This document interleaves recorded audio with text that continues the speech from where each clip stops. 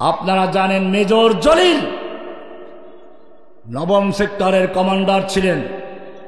তিনি বুক পেতে দাঁড়িয়ে গেছিলেন। এদেশের সব সম্পদ যখন নিয়ে যাচ্ছিল, সব মূল্যবান মেশিনারিগুলো নিয়ে যাচ্ছিল, উনি দাঁড়িয়ে গেলেন, মেজর জলিলের বুকের উপর দিয়ে গুলি চালাও, তারপরে নাও। এই জন্য মেজর জলিলকে জেলেও যেতে হয়েছিল। বোঝা গেল এই দাদারা মুসলিমদেরকে সাহায্য করেছিল ইসলামের জন্য নয়, এদেশের মানুষকে ভালোবেসে নয়, বরং পাকিস্তানকে ভেঙ্গে দুর্বল করে দেওয়াই ছিল তার মূল উদ্দেশ্য। আমি বলছিলাম এদেশে এসে বিভিন্নভাবে মুসলিমদেরকে বিভ্রান্ত করার চেষ্টা করেছে। আল্লাহ রাব্বুল আলামিন পরিষ্কার জানিয়ে দিচ্ছেন, কুলিল্লাহুম্মা মালিকাল মুলক, তুমি যতই ক্ষমতা কুক্ষিগত করো, সমস্ত ক্ষমতার মালিক কে? কুলিল্লাহুম্মা মালিকাল মুলক, হে নবী আপনি বিশ্ববাসীকে জানিয়ে দিন আল্লাহ হচ্ছে সমস্ত ক্ষমতার উৎস, সমস্ত ক্ষমতার মালিক কে? সূরা আলে ইমরান 26 নম্বর আয়াত।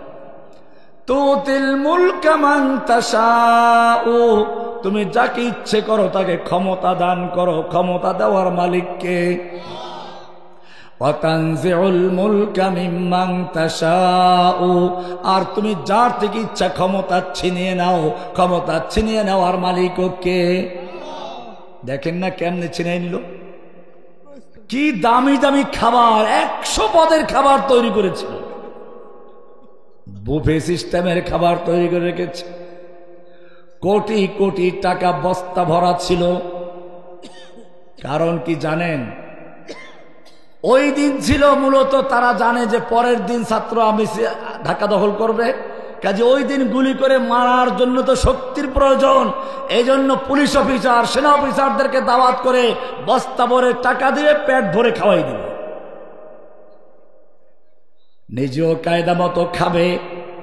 রমজান মাস আসলে যাতে করে ইফতারি ভালো না করে সব জিনিস দাম বাড়াইয়ে দেয়, আর বলে খেজুরের পরিবর্তে বড়ই দিয়ে ইফতারি করো, বেগুনির পরিবর্তে মিষ্টি কুমড়া দিয়ে বেগুনি বানাও, পেঁয়াজ নাকি উনি তরকারিতে দেয়ই না। দেখেন না খাবার অবস্থাটা কি? গোটা জাতিকে লুটপাট করে প্রত্যেকটা ব্যাংকে গেলে আপনি টাকা পাবেন না। আপনি 10 কোটি টাকা ব্যাংকে রেখেছেন, ব্যাংক বলবে এখন 50,000 নেন, মাসে মাসে 50 করে নেন। আপনার ওই 10 কোটি টাকা খাইতে খেতে নাতিও শেষ হয়ে যাবে। টাকাগুলো গেল কোথায়? দেশের সমস্ত সম্পদ লুটপাট করে এক ডাইনি পেতনি এসে সবগুলো পেটে ঢুকিয়ে এরপরে তল্পি তলপে স্বামীর বাড়ি সব নিয়ে গিয়ে পালিয়ে গেছে। আমি আওয়ামী লীগ, যুবলীগ, ছাত্রলীগ, পুলিশ লীগ সবাইকে বলবো, তওবা করো, মুরগির থেকে শিখো। একটা মুরগি তার বাচ্চাকে যখন কেউ দখল করে ছো মারে, চিড়ে ছো মারে, তার সাথে লড়াই করে, ঠিক কিনা? আর তোমাদের নেত্রী তোমাদের ব্যাপারে জানতো, দেশের মানুষ তো ভদ্র, সেই জন্য তোমাদেরকে চিড়ের মতো ছিঁড়ে খায় নাই। ওবায়দুল কাদের বলেছিল না কমপক্ষে 5 লাখ লোক মরবে? 5 লাখ মরেছে। কারণ সে জানতো আমরা যে দুর্নীতি করেছি, এদেশের জনগণ সুযোগ পেলে রাস্তায় কুকুরের মতো পিটে পিটে হত্যা করবে। কিন্তু সেরকম করে না এদেশের জনগণ। কারণটা কি? ওই যে কুকুরে কামড়ালে কুকুরে পায়ে কামড়াতে হবে, সেই কল্পনা। আমি আওয়ামী লীগীদেরকে বলবো, একটা কুত্তা, স্ত্রী কুত্তা, তার বাচ্চাকে ধরে দেখেন না, সেও হামলা করবে। আর তোমাদের নেত্রী তোমাদেরকে এরকম ভাবে অভিভাবকহীন রেখে গিয়ে, তোমাদেরকে একেবারে রাস্তায় রেখে গিয়ে তারপরে পালিয়ে গেল, একটু বলেও গেল না। উল্টা 2 জন একসাথে পালাইতেছিল, একজন ধরা পড়ছে, যে কয় যে আর একজন ওরে ধরো, ওই ধরবে বাবা, ধরাই দেয় না। আতানজিউল মুলকা মিম্মান তাশাউ, ক্ষমতা ছিনিয়ে নেওয়ার মালিক কে? এত পদের খাবার তুমি তৈরি করেছো, একটু মুখে দিয়ে খাবে সেই সুযোগটা দেওয়া হয় নাই। খাবার চেয়ে পালাও, খেতে গেলে তোমাকে উল্টো খেয়ে ফেলতে পারে, জলদি পালাও। একটু বক্তব্য রেকর্ড করার জন্য মনে চাইল। সারা জীবন দেড় যুগ পর্যন্ত জোর করে বক্তব্য শুনাইল। আপনারা তো বাইরে ছিলেন, জেলখানায় টেলিভিশনে শুধু বাংলা টিভি দেখায়, বিটিভি, বাধ্য হয়ে খুললেই কেবল ওইটা। আমার রুমে একটা টিভি ছিল, তো আমি করতাম কি, টাইম হিসাব করতাম যে বিদেশি খবরটা কোন সময় আসে, আন্তর্জাতিক খবরটা শোনার জন্য দেখলাম অনেক সময় ওইটা উল্টোই, তোরা বুঝতো যে এই টিভি খুলবে শুধু আন্তর্জাতিক খবর শোনার জন্য, আন্তর্জাতিক খবর কোন সময় আগে কোন সময় পরে নিয়ে যায়। এত প্যানপ্যানি করলো, তারপরেও তার শখ মিটে নাই, যাওয়ার আগে জোর করে বক্তব্য শুনাইনি। সেনাবাহিনী বলল 2 দিক থেকে আবাবিল আসতেছে, তাড়াতাড়ি পালাও, বক্তব্য রেকর্ড করার সুযোগ নেই। তুমি মেম্বারের মসজিদের খুতবার থেকে মাইক কেড়ে নিয়েছ, বক্তার সামনে থেকে তাফসীরুল কোরআনের মাইক কেড়ে নিয়েছ। এখন দেখো তোমার সামনের থেকেও মাইক কেড়ে নেওয়ার মতো কোন এক শক্তি আছে, তোমার বক্তব্য দেওয়ার কোন সুযোগ নেই। ওয়াতানজিউল মুলকা মিম্মান তাশাউ ওয়া তুইজ্জু মান তাশাউ, ইজ্জত দেওয়ার মালিক কে? অমুসলিম ভালো করে দেখে রাখো, আমাদেরকে জেলে নিয়ে গেল, রাজাকার বানালো কাউকে, জঙ্গি বানালো কাউকে। আমাদেরকে দেখেন না কেমনে করে উঠাইতো, হাতে হ্যান্ডকাপ, মাথায় হেলমেট, গায়ে বুলেট প্রুফ জ্যাকেট, তাও ময়লা, আবার কাপড় নষ্ট হয়ে যেত। এরপরে ডান্ডা বেরি, এত করে উঠাইতো যাতে বিশ্বের দরবারে দেখানো যায় বাংলাদেশের মৌলবাদীদের উত্থান হয়েছে। এগুলো নিজেই করত। ভাইরা আমার, আপনারা জানেন যখন আমাদের কোর্টে উঠানো হতো, সুযোগ পেলে মানুষ পকেটে কিছু টাকা ঢুকিয়ে দিত, সুযোগ পেলে হাত মিলাতো। ইজ্জত দেওয়ার মালিক কে? আমরা জেল থেকে বেরিয়েছি, ইজ্জত দিয়েছেন কে? আর ওরা এখন জেলে গেছে, ওদেরকে জনগণ সুযোগ পেলে মুসাফার টাকা দিবে না, পচা ডিম দিয়ে আর ছেঁড়া জুতা দিয়ে স্বাগত জানায়।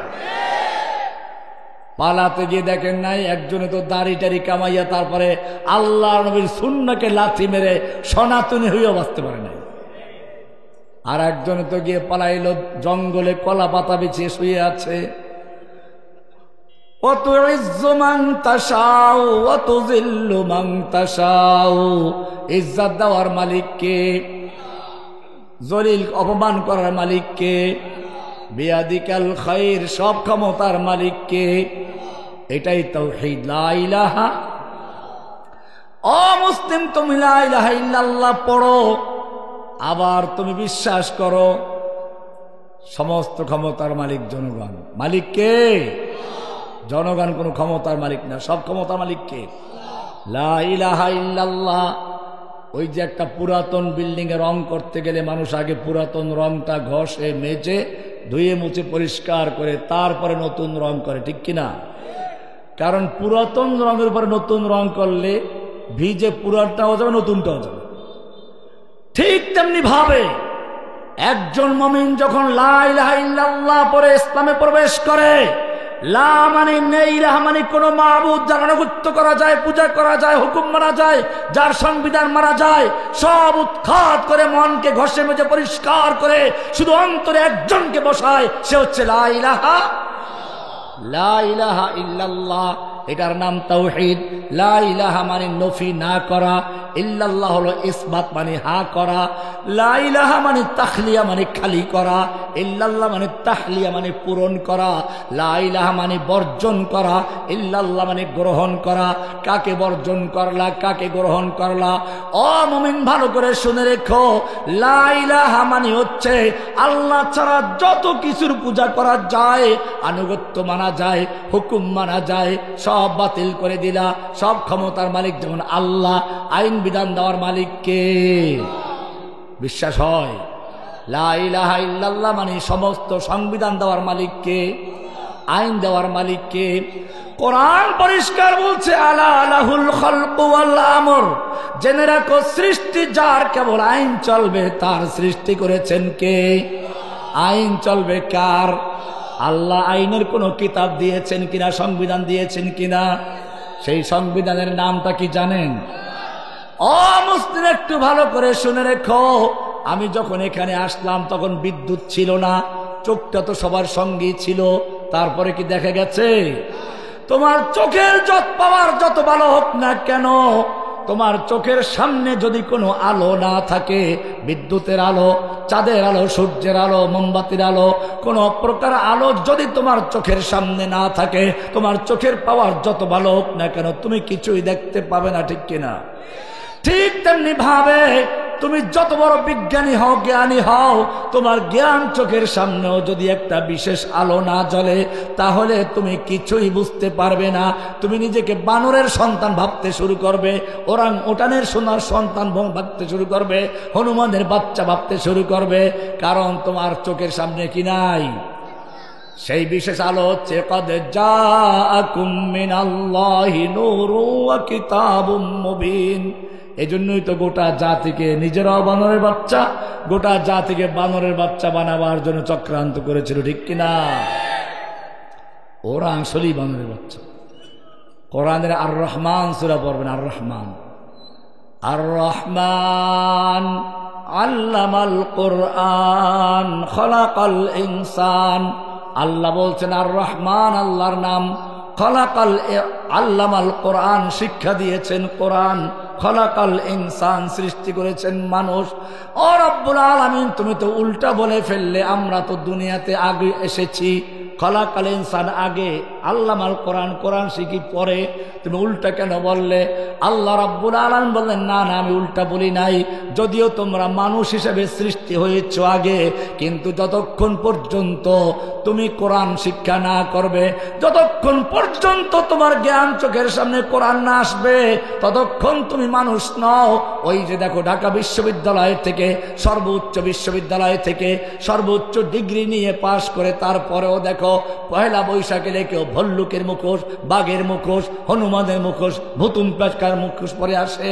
কারণ কি? তারা জাতিকে জানাচ্ছে, আমরা যত বড় শিক্ষিত হই না কেন, আমরা কিন্তু বাঘ, ভল্লুক, ভুতুম পেঁচা হয়ে তোমাদের সামনে আগমন করছি। এই কারণে আল্লাহ বলছেন আর রহমান আল্লামাল কোরআন খলাকাল ইনসান। যখন তুমি কোরআন শিক্ষা করবে, তোমার জ্ঞান চোখের সামনে কোরআনের আলো জ্বলবে, এরপরে তুমি সত্যিকার মানুষ হয়ে যাবে। এই জন্য কোরআন বলছে ইন্না আনজালনা ইলাইকাল কিতাবা বিল হক। হে নবী, আমি আপনার প্রতি একটা কিতাব নাজিল করেছি, কোরআন নাজিল করেছি সত্য সহকারে। কি জন্য? মানুষ মরলে তাবিজ খতম পারবে সেজন্য? কি জন্য? তাবিজ লেখার জন্য? নাকি রোগী হইলে প্লেটে লিখে ধুয়ে ধুয়ে খাইবে সেজন্য? কোরআন পরিষ্কার বলছে না না, এই সব করার জন্য নয়। লিতাহকুমা বাইনান নাসে বিমা আরাকাল্লাহ। এই কোরআন দিয়ে তুমি দেশ চালাবে, এই কোরআন দিয়ে তোমার সংসদ চলবে, আদালত চলবে, ব্যাংক চলবে, সমাজ চলবে, রাষ্ট্র চলবে। কি দিয়ে? আল্লাহর নবী রাষ্ট্র চালিয়েছেন কি দিয়ে? সাহাবায়ে কেরাম রাষ্ট্র পরিচালনা করেছেন কি দিয়ে? কোরআন পরিষ্কার বলছে, ও মুসলিম, তুমি যতই লা ইলাহা ইল্লাল্লাহ পড়ো, যতই তুমি দাবি করো মুসলিম, তোমার সংবিধান যদি কোরআন না হয়, তোমার বিচার ফয়সালা শাসন ব্যবস্থা কোরআন ভিত্তিক না হয়, তাহলে সূরা মায়েদার 44, 45, 47 নম্বর আয়াত পড়ো, পরিষ্কার বলছে ওয়ামাল লাম ইয়াহকুম বিমা আনজালাল্লাহু ফাউলাইকা হুমুল কাফিরুন ফাউলাইকা হুমুজ জালিমুন ফাউলাইকা হুমুল ফাসিকুন।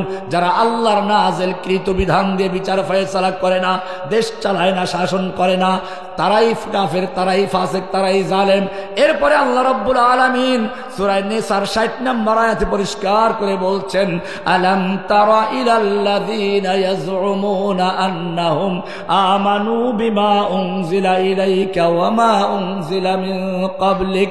হে নবী, আপনি কি ওই সমস্ত লোকদেরকে দেখেন নাই যারা দাবি করে আমরা, হে নবী, আপনার প্রতি নাযিলকৃত কিতাব কোরআন বিশ্বাস করি, ওয়া মা উনজিলা ইলাইকা মিন ক্বাবলিক, আপনার পূর্বে যত কিতাব নাজিল হয়েছে সব বিশ্বাস করি, সব কিতাব মানি, কিন্তু বিচার ফয়সালার ক্ষেত্রে মানে না, আদালতে মানে না।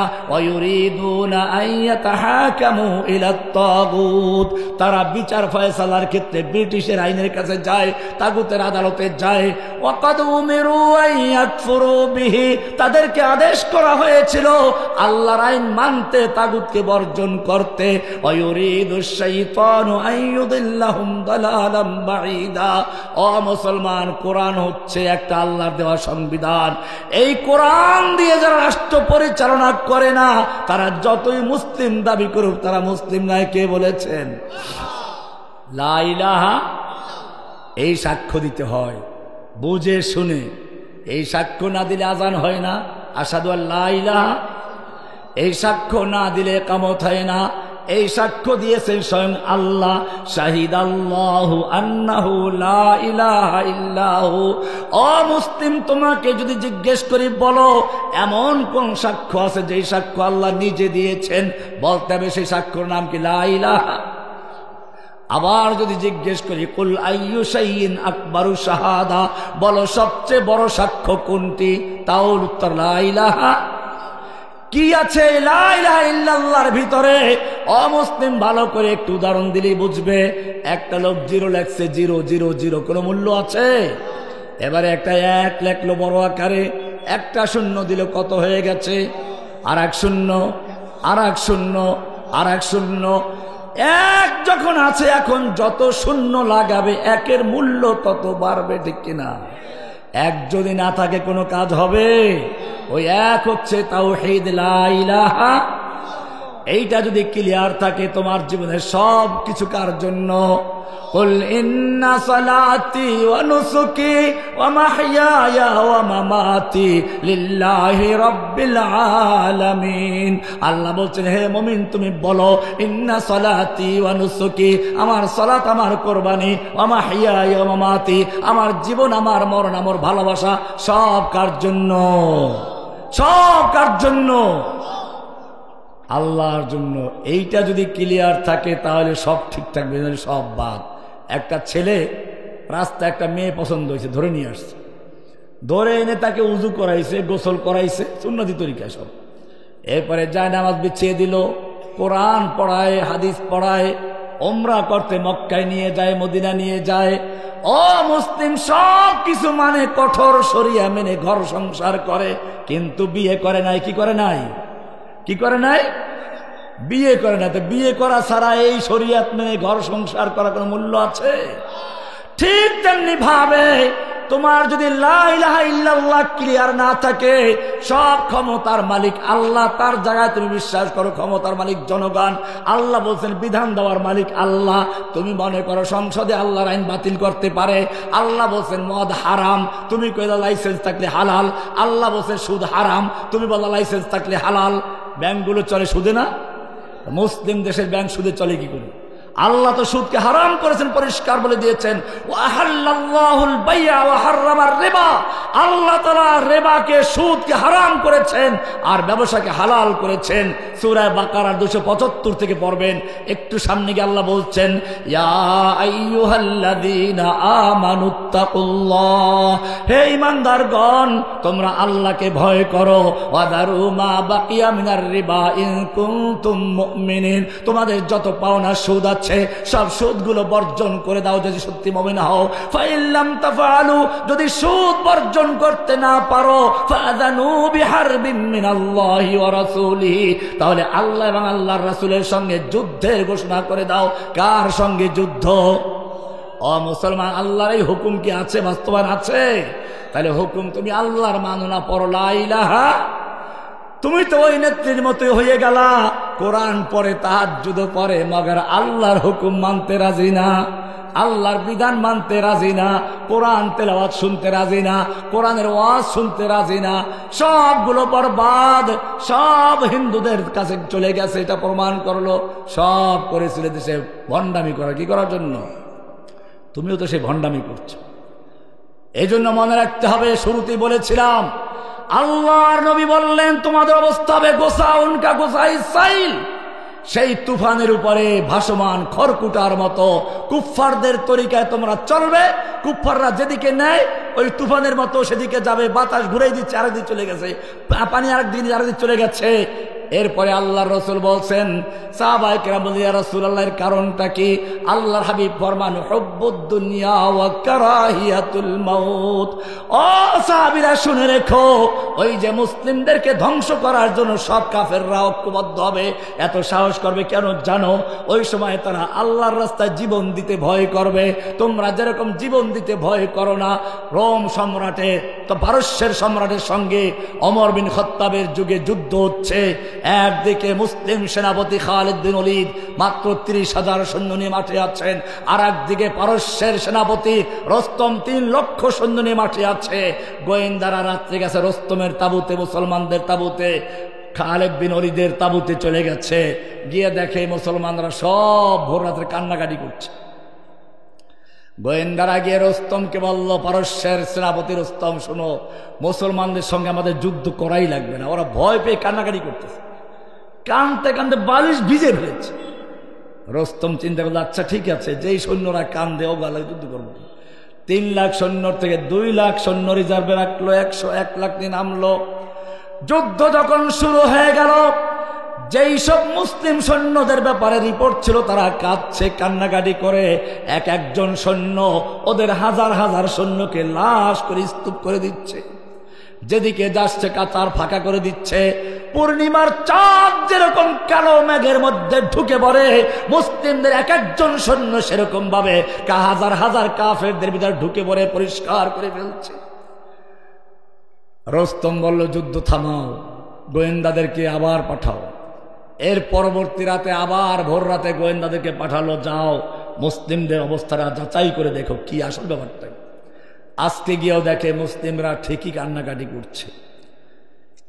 রিপোর্ট ভালো, আগেরটাও সঠিক, কিন্তু এইবারের গোয়েন্দা বহুদর্শী, বহু বিচক্ষণ, বহু অভিজ্ঞতা সম্পন্ন। তারা চিন্তা করলো, ঠিক আছে কান্নাকাটি তো করে, কিন্তু কেন কাঁদবে এটাও তোমাদের জানা দরকার। এইবারে তারা কান্নার ভাষা বোঝার চেষ্টা করছে। এবারে তারা দেখলো ওই সাহাবীরা, মুসলিম সৈন্যরা রাত জেগে জেগে কাঁদছে। আল্লাযীনা ইয়াযকুরুনাল্লাহা কিয়ামান ওয়া কুউদা ওয়া আলা জুনুবিহিম, তারা আল্লাহর দরবারে দাঁড়িয়ে শুয়ে বসে বসে ফরিয়াদ করছে, রব্বুল আলামিন আগামীকাল যুদ্ধ হতে যাচ্ছে, আমরা যুদ্ধে নেমেছি তোমার দিনকে বিজয়ী করার জন্য, ওরা যুদ্ধে নেমেছে তোমার দিনকে ধ্বংস করার জন্য, তোমার নাম ও নিশানাকে মুছে ফেলার জন্য। ও রব্বুল আলামিন আমাদের শক্তি দান করো, বাহুতে শক্তি দাও, ইমানি শক্তি দাও, আমরা যেন যুদ্ধ করতে করতে ওদের কাফেরদের লাশ বানিয়ে দিতে পারি, আমরা যেন যুদ্ধ করতে করতে শহীদ হয়ে যাই, টুকরো টুকরো হয়ে যাই, আমাদের লাশ যেন খুঁজে না পাওয়া যায়, আমাকে শক্তি দাও, সাহস দাও। গোয়েন্দারা বুঝলো এরা কান্দে ঠিকই, তবে আমাদের ভয়তে না, আমাদের মারার জন্য। রস্তমকে গিয়ে জানাল, রস্তম মুসলিম সৈন্যদের বিরুদ্ধে যুদ্ধ করে বিজয় লাভ করার স্বপ্ন দেখো না। রস্তম বলল, ব্যাপার কি? মুসলিমদের সৈন্যকে আমাদের চেয়েও বেশি? বললো, না তা তো অনেক কম। বলে, তাহলে কি অস্ত্র অনেক বেশি? না তাও তো কম। তাহলে কি ওদের গায়ে শক্তি বেশি? না শক্তিও কম। রস্তম খেপে গেল, অস্ত্র আমার বেশি, সৈন্য আমার বেশি, শক্তি আমার সৈনিকদের গায়ে বেশি, ভয় দেখাচ্ছ কেন আমাকে? গোয়েন্দারা বলল, রস্তম শুনে রেখো, হতে পারে অস্ত্র তোমার বেশি, সৈনিক তোমার বেশি, শক্তি তোমার সৈনিকদের গায়ে বেশি, কিন্তু জেনে রাখো তোমার সৈনিকদের কাছে সুন্দরী যুবতী নারী আর মদের পেয়ালা যত বেশি প্রিয়, মুসলিম সৈনিকদের কাছে আল্লাহর রাস্তায় জীবন দেওয়া তার চেয়ে বেশি প্রিয়। ভাইরা আমার,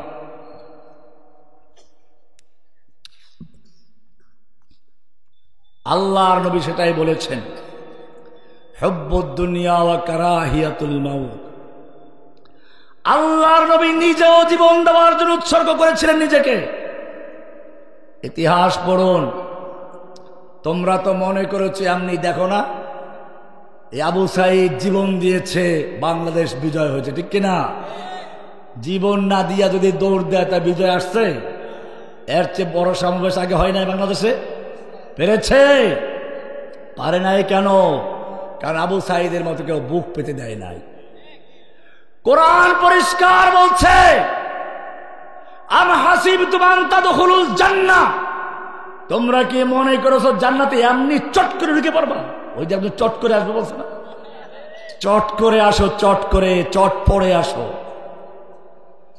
বাংলার জনগণ তোমার জন্য অপেক্ষায় আছে। বিডিআর বিদ্রোহের নামে তুমি দেশের সেনাবাহিনীকে হত্যা করেছ।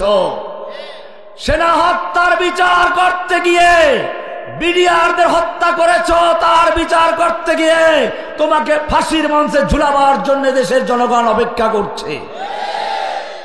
তুমি শাপলা চত্বরে তাওহীদি জনতার বুকে গুলি চালিয়েছ, রাতে বাতি বন্ধ করে দিয়ে নিষ্পেষিত করে দিয়েছ। তুমি চট করে ঢুকে পড়ো, শাপলা চত্বরের তাওহীদি জনগণ তোমার জন্য অপেক্ষা করছে। তুমি চট করে এলে পরে তোমাকে চট পড়িয়ে আদালতে নিয়ে বিচারের মাধ্যমে ফাঁসির মঞ্চে ঝুলাবার জন্য প্রস্তুত আছে। তুমি চট করে ঢুকে পড়ো। তুমি তোমার নাপাক মুশরিক, তোমার অবৈধ স্বামীকে বাংলাদেশে আনার জন্য ব্রাহ্মণবাড়িয়াতে, হাটাজারিতে শত শত যুবকের রক্ত ঝরিয়েছ। তুমি চট করে আসো, এদেশের তাওহীদি জনতা ব্রাহ্মণবাড়িয়ার শহীদদের বিচার করতে গিয়ে, হাটহাজারি শহীদদের বিচার করতে গিয়ে তোমাকে ফাঁসির মঞ্চে ঝুলাবার জন্য প্রস্তুত হয়ে আছে। তুমি সাংবাদিক সাগর রুনিকে হত্যা করেছ। তুমি নিজেকে নাটক সাজিয়েছ বারবার, আমাকে মারে, আমাকে হত্যা করে 21শে আগস্টের বোমা হামলা তুমি নিজে চালিয়েছ। এরপরে দেশে আলেম ওলামাকে হত্যা করেছ। ফাঁসির রায় দিয়ে আদালত থেকে বেকসুর খালাস পেয়েছে। বোঝা গেল এই সমস্ত চক্রান্ত বারবার সে বিশ্বকে দেখাতো মোরে মারে। বরিশালের ভাষায় কয় না, বাচ্চারা কয় না, মা বাবার কাছে গিয়ে বলে আব্বু আব্বু মোরে মারে ও। সেরকম বারবার নিজে এই সমস্ত নাটক সাজাইতো ভারতকে দিয়ে। 21শে আগস্টের বোমা হামলা শেখ হাসিনা নিজে করেছে বলে নিজে মরে নাই, তার আশপাশের লোক মরে সব ফাইনাল হয়ে গেছে। এগুলো সব নাটক। যাই হোক, আমি বলছিলাম, আল্লাহ বলছেন আম হাসিবতুম আন তাদখুলুল জান্নাহ, তোমরা কি মনে করেছো জান্নাতে এমনি ঢুকে পড়বে? ওয়ালাম্মা ইয়াতিকুম মাসালুল্লাযীনা খালাউ মিন ক্বাবলিকুম, আর তোমাদের কাছে আসবে না ওই সমস্ত বিপদ আপদ মুসিবত বালা যা এসেছিল তোমাদের আগের লোকদের প্রতি। মাসসাতুমুল বাসা ওয়া দাররা ওয়া যুলজিলু, কঠিন দুর্ভিক্ষ, দুর্যোগ, বালা মুসিবত এবং দুশ্মন কর্তৃক ভূমিকম্পের ন্যায় আক্রমণ, এমনকি স্বয়ং রাসূল এবং তার সঙ্গীগণ বলতে বাধ্য হলেন মাতা নাসরুল্লাহ, আল্লাহর সাহায্য কবে আসবে? অমুসলিম, সেই বিপদ তোমার সামনে আসবে না, আর তুমি চট করে জান্নাতে ঢুকে যাইবা।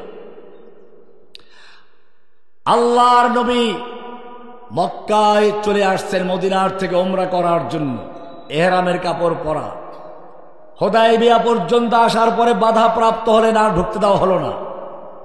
আল্লাহর নবী ওসমানকে পাঠালেন, যাও মক্কায় গিয়ে বুঝাও লোকদেরকে আমরা ওমরা করতে এসেছি, যুদ্ধ করতে আসি নাই। আমরা ইহরামের কাপড় পরিধান করা অবস্থায় আছি, যুদ্ধের পোশাক নাই।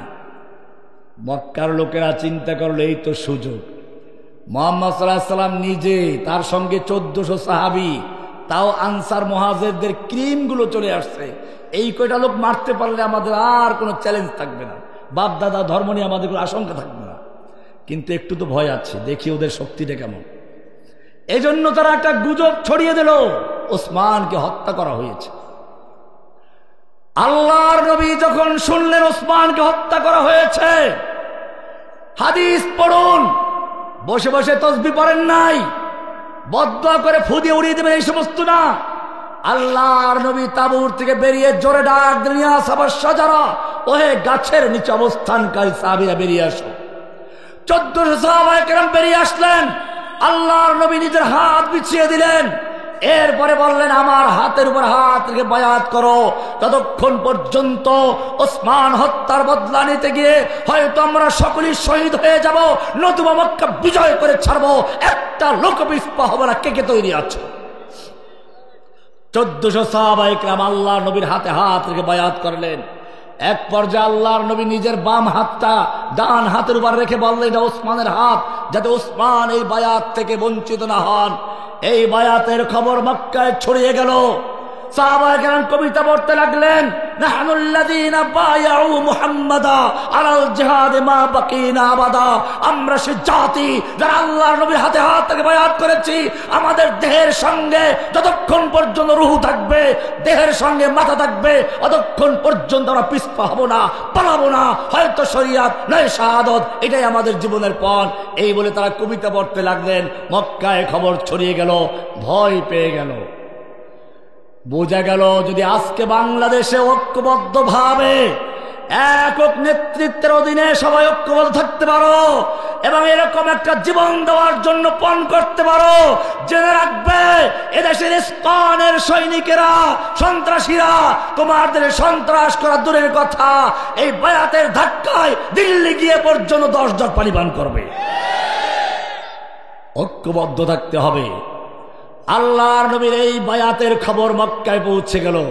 এবারে মক্কার লোকেরা ওসমানকে নিয়ে আসলো। না না, ওসমানকে আমরা মারি নাই, আমরা সন্ধি চুক্তি করার জন্য আসছি। হুদায়বিয়ার সন্ধি সেই ইতিহাসে সাক্ষী। এই খবর শুধু মক্কা পর্যন্ত নয়, এই বায়াতের খবর 7 আসমান ভেদ করে, লৌহ কলম ছেদ করে আল্লাহর আরশ পর্যন্ত পৌঁছে গেছে।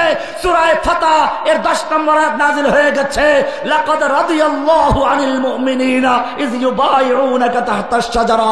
আল্লাহ তাআলা মুমিনদের প্রতি সন্তুষ্ট হয়ে গেছেন, রাজি হয়ে গেছেন, খুশি হয়ে গেছেন যখন তারা আপনার হাতে হাত রেখে বায়াত করছিল গাছের নিচে বসে।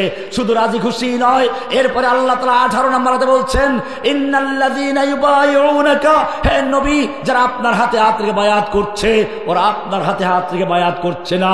ইন্নামা ইউবাইউনাল্লাহ, ওরা সরাসরি আল্লাহর হাতে বায়াত করছে। কার হাতে? ইয়াদুল্লাহি ফাওকা আইদিহিম, তাদের হাতের উপরে স্বয়ং আল্লাহর হাত ছিল। যারা বলেন সুবহানাল্লাহ। যেই নবী রাস্তা দিয়ে চলতে গেলে মেঘ ছায়া দেয়, যেই নবী পেশাব করতে গেছেন আড়াল করার কিছু নেই, খেজুর গাছ এসে আড়াল করে দিয়েছে। যেই নবী কোরআন পড়ে মুখস্থ করতে গেলে ঠোঁট নাড়াচাড়া করছেন, একটু কষ্ট হচ্ছে, আল্লাহ তাআলা সঙ্গে সঙ্গে ওহী নাযিল করে বলছেন, লা তুহাররিক বিহি লিসানাকা লিতাজালা বিহি, হে নবী আপনি কোরআনকে দ্রুত মুখস্থ করার জন্য ঠোঁট নাড়াচাড়া করবেন না। ইন্না আলাইনা জামাহু ওয়া কুরআনা, নিশ্চয় গোটা কোরআনকে নূর বানিয়ে আপনার সিনায় জমা করে দেওয়ার দায়িত্ব আমি আল্লাহ নিজে গ্রহণ করেছি। শুধু এতটুকুই নয়, আল্লাহর নবী মজলিসে কথা বলছেন, একজনের আওয়াজ একটু নবীর আওয়াজের চেয়ে বড় হয়ে গেছে, সঙ্গে সঙ্গে ওহী নাযিল হয়ে গেছে, ইয়া আইয়ুহাল্লাযীনা আমানু লা তারফাউ আসওয়াতাকুম ফাওকা সাওতিন নবী, হে ঈমানদারগণ খবরদার খবরদার, নবীর আওয়াজের চেয়ে জোরে আওয়াজ করে কথা বলবি না। এমনটা যদি করিস, ওয়ালা তাজহারু লাহু বিল কওলি কাজাহরি বা'দিকুম লিবা'দিন, তোরা নিজেরা যেমন পরস্পরে কথা বলিস এরকম চিল্লাচিল্লি করবি না। এমনটা যদি করিস, আন তাহবাতা আমালুকুম ওয়া আনতুম লা তাশউরুন, তোদের জীবনের সমস্ত নামাজ, রোজা, হজ, যাকাত, জিহাদ, কিতাব সব বরবাদ হয়ে যাবে, টেরও পাবি না। কি মায়া নবীর জন্য।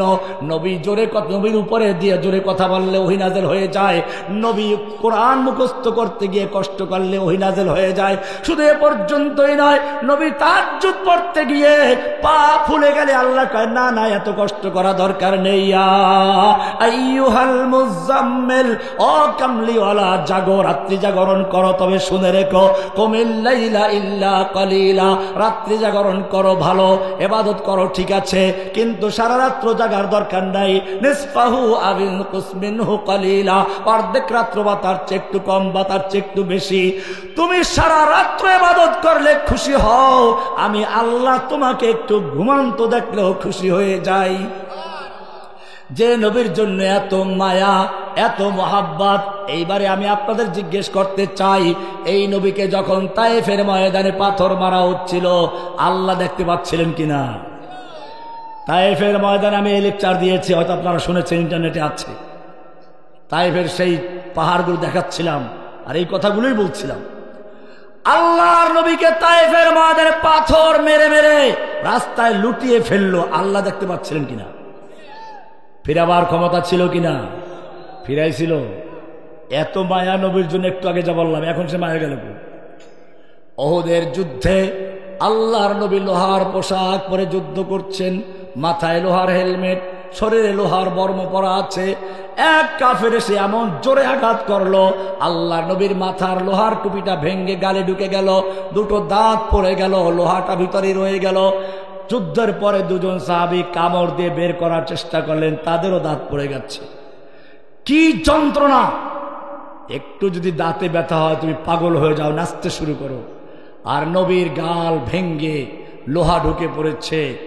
আল্লাহ কি দেখতে পাচ্ছিলেন না? আল্লাহর ফিরাবার ক্ষমতা ছিল কিনা? ফিরাইছিল। কেন ফিরান নাই? চিন্তা করো মুসলমান। ওই কারণ ওই জায়গাতে হুব্বুদ দুনিয়া ওয়া কারাহিয়াতুল মাউত। আল্লাহ রাব্বুল আলামিন শিক্ষা দিয়ে দিলেন, অমুসলিম যদি বিজয়ী বেশে থাকতে চাও, দুনিয়ায় যদি মাথা উঁচু করে থাকতে চাও, তোমার নবীকে যুদ্ধ করতে হয়েছে, রক্তাক্ত হতে হয়েছে, দান দান শহীদ করতে হয়েছে, লোহার পোশাক পরতে হয়েছে, রাস্তায় লুটিয়ে পড়তে হয়েছে। কিয়ামত পর্যন্ত যারা নবীর আদর্শে চলবে, নবীর সুন্নাহ মেনে যারা দিন কায়েমের জন্য কাজ করবে, দিনকে বিজয়ী করতে যাবে, তাদের এই পথেই কাজ করতে হবে। লাকাদ কানা লাকুম ফি রাসূলিল্লাহি উসওয়াতুন হাসানা। তোমাদের জন্য নবীর জীবনের মধ্যে রয়েছে উত্তম আদর্শ। না আব্রাহাম লিঙ্কনের মধ্যে একথা বলা হয় না লাকাদ কানা লাকুম ফি আব্রাহাম লিঙ্কন উসওয়াতুন হাসানা, লাকাদ কানা ফি কার্ল মার্কস উসওয়াতুন হাসানা, লাকাদ কানা লাকুম ফি লেনিন উসওয়াতুন হাসানা। লেনিনের জীবনের মধ্যে তোমার আদর্শ নেই, কার্ল মার্কসের জীবনের মধ্যে তোমার আদর্শ নেই, আব্রাহাম লিঙ্কনের জীবনের মধ্যে তোমার আদর্শ নেই। তোমার আদর্শ আছে লাকাদ কানা লাকুম ফি রাসূলিল্লাহি উসওয়াতুন হাসানা। আল্লাহর নবী যেভাবে বদর বিজয় করেছেন, ওহুদে বিজয় করেছেন, হুনাইনে বিজয় করেছেন, মক্কা বিজয় করেছেন, কিয়ামত পর্যন্ত যদি ইসলামকে বিজয় করতে চাও, ওই নবীর পথে আসো। সব তন্ত্র মন্ত্র বাদ দিয়ে ইসলামের পথে চলে আসো। আল্লাহর নবী যেই পথে গেছেন তুমি সেই পথে আছো। আবু সাইদ তোমাকে আবার দেখিয়ে দিল, যদি বুক পেতে দিতে পারো, শহীদ হতে পারো, তোমার জন্য রাস্তা খোলা আছে। আর যদি কাপুরুষের মতো মিছিল করতে যাও, একটা পটকা পড়লে দৌড় দিয়ে সব পালাও, তাহলে পুলিশ ওই যে কথা বললো, এই আপা একটা মরলে 10টা সামনে দাঁড়ায়, 4টা সামনে আসে। অমুসলিম এটাই নিয়ম। যদি তুমি যুদ্ধের ময়দানে পালাও, আল্লাহ হাবিব বলেন 7টা বড় কবিরা গুনার মধ্যে একটা হচ্ছে যুদ্ধের ময়দান থেকে পালানো। পালানো যাবে না, সামনে বাড়ো, দেখবে তোমার জন্য বিজয়ের রাস্তা খুলে গেছে। তন্দিয়ে বাদে মুখালিফ সে না ঘবরায়ে কব, ये तो चलती है तुझे ऊंचा उड़ाने के लिए। ও যুবক, আমি তোমার শেষ পর্যন্ত আহ্বান জানাচ্ছি, কারণ পরিষ্কার হয়ে গেছে। আমি আল্লাহ নবীর হাদিস শুনিয়েছি, কারণটা কি? এইবারে তোমার কর্মসূচি দেওয়া হচ্ছে। কোরআনের সূরা নিসার 75 নম্বর আয়াত থেকে বলছি, আল্লাহ তোমাকে আহ্বান জানাচ্ছেন। কে আহ্বান জানাচ্ছেন? ওমা লাকুম লা তুকাতিলুনা ফি সাবিলিল্লাহ। ও যুবকেরা, তোমাদের কি হলো? তোমরা আল্লাহর রাস্তায় যুদ্ধ করছো না ওই সকল লোকদের মুক্তির জন্য। আল মুস্তাদাফিনা মিনার রিজালি ওয়ান নিসাই ওয়াল বিলদান। অসহায় শিশু, নারী, পুরুষ ফরিয়াদ করে বলছে, রব্বানা আখরিজনা মিন হাযিহিল ক্বরিয়াতিজ যালিমি আহলুহা। ও রব্বুল আলামিন, তুমি আমাদেরকে জালিম অধ্যুষিত জনপদ থেকে বাঁচাও, জালিমদের হাত থেকে রক্ষা করো। ওয়াজআল লানা মিন লাদুনকা ওয়ালিয়্যা। তুমি তোমার পক্ষ থেকে আমাদের জন্য নেতা পাঠাও, নেতা যে আমাদেরকে রক্ষা করবে। ওয়াজআল লানা মিন লাদুনকা নাসীরা। আমাদের জন্য সাহায্যকারী পাঠাও। ও যুবকেরা, কোরআনের এই আয়াত সূরা নিসার 75 নম্বর আয়াত, এই আহ্বান আল্লাহ দিচ্ছেন তোমাদেরকে ফিলিস্তিন থেকে, কাশ্মীর থেকে, আরাকান থেকে, বাংলাদেশের কারাগারগুলো থেকে। আমি তোমাদের জিজ্ঞেস করতে চাই, আল্লাহর রহমানের সাড়া দিয়ে, প্রয়োজনে বুকের তাজা রক্ত ঢেলে দিয়ে আল্লাহর দ্বীন কায়েমের জন্য কে কে তৈরি আছো? লিল্লাহে তাকবীর। अब हमारा एक ही काम इंतकाम, इंतकाम। बोलो, अब हमारा एक ही काम,